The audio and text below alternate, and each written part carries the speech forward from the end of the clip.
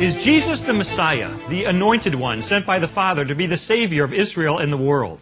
Christians believe that Jesus is the only one who has fulfilled the ancient prophecies in the Hebrew Scriptures, or the Old Testament of the Bible, and this establishes his messianic credentials.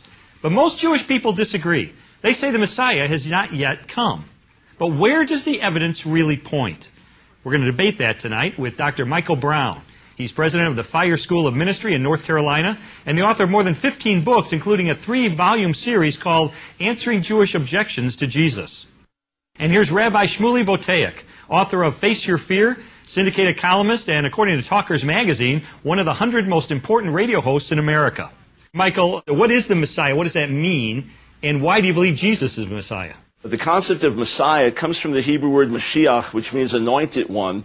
And over a period of time, God revealed to our people Israel in the Scriptures, not my opinion or your opinion, because there are different branches of Judaism and different opinions within Judaism and different groups, and there are atheistic Jews and very traditional Jews and Reformed Jews, and everyone has a different view. The one sure thing we have is what's written in the Word. And over a period of time, God spoke to us, to our forefathers, to the Jewish people, about the Messiah of Israel, that he would come and that he would die for the sins of his people, that he would be rejected by his people and yet embraced by the nations of the world, and that he would come and die and rise from the dead before the second temple was destroyed. If Jesus is not the Messiah, there can be none, because the second temple was destroyed over 1900 years ago.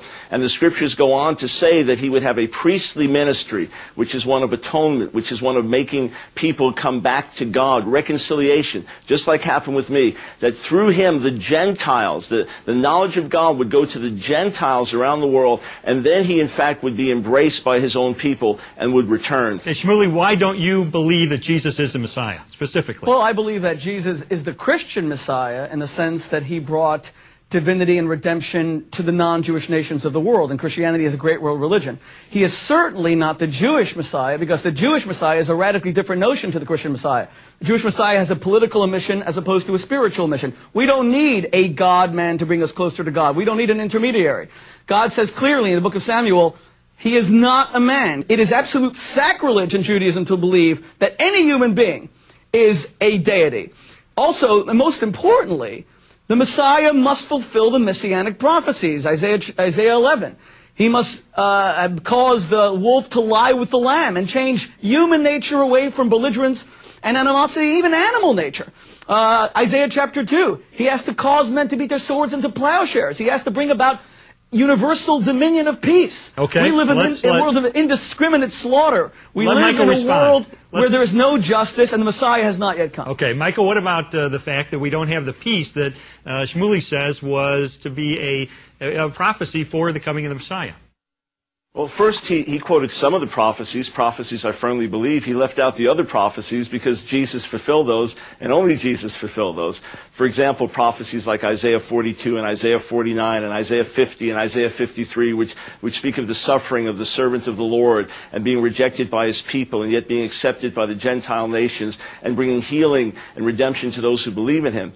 Shmuley also made the amazing statement that the Messiah's mission was political versus spiritual, and then he quotes all of these spiritual passages like Isaiah 11, which speak of the whole earth being filled with the knowledge of the glory of God, and Isaiah 2, which speak of all the nations streaming to the God of Israel. Of course, it's a spiritual mission. See, here's the interesting thing. The Old Testament, the Hebrew Scriptures, do not say, stop the music, here's a messianic prophecy, and put it in quotes. We understand that these prophecies are messianic by context and by common themes. So, we see the theme of the Son of David and the Anointed One, and as we read the Scriptures, we see that he is priestly and he is royal. Zechariah 6 plainly says that he will sit as a priest on his throne, the one that is called the branch, which is a code name for the Messiah, as many Jewish scholars and translators recognize. So first he came as a royal priest to make sacrifice and atonement for the nations of the world and for his own people. It even says in Isaiah 53 that he will die for the sins of his people, meaning Israel. The prophet calls them my people, and the servant dies for them.